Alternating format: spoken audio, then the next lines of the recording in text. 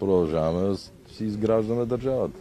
Да възстановиме това, което кмета беше много деликатен, нали, но тези 4 години са голяма загуба. На време и на ресурси включително. Ще бъде ли след приоритетите изборът на членове на антикорупционната комисия и ще можете ли да ги изберете? Това ще го реши парламент. Процедурите за сега върват и тя ни е важна, защото е вкарана в плана за възстановяване. И тези няколко милиарда са изключително важни да влезат в бюджета на държавата, защото ето виждате, кмета иска индустриална зона, тя ще стане.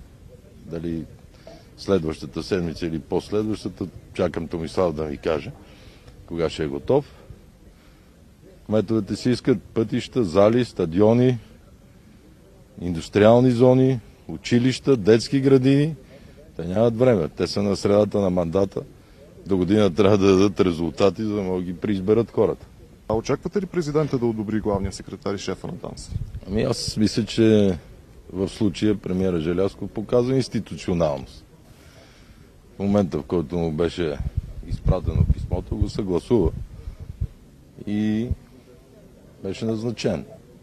Защото за една служба е много важно да има титулярен ръководител.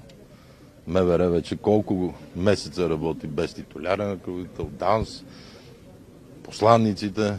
Така че се надявам следващата седмица и президента поне да каже какво мисли да прави. Ние не можем да гадаем. Извънредна комисия имаше по околна среда. Решенията според вас ще дадат ли бързи решения, за да се реши кризата с безводието? Безводие навсякъде. Безводието е проблем вече на Европа, на България. Пак казвам, имаше години, в които се източваха язовири, за да се снимат с тях.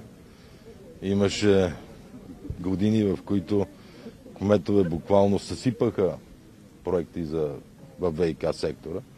Може да чукнете в Google, както е известно, и да видите за Плевен колко пари са давани в тази инфраструктура през годините и в какво състояние. Освен това, действително климатичните промени са факт и е много важно от законодателство да позволява каптирането, сондажите, довеждащите водопроводи. Имаме Дунава наблизо до нас, където е необходимо, включително и за напояване.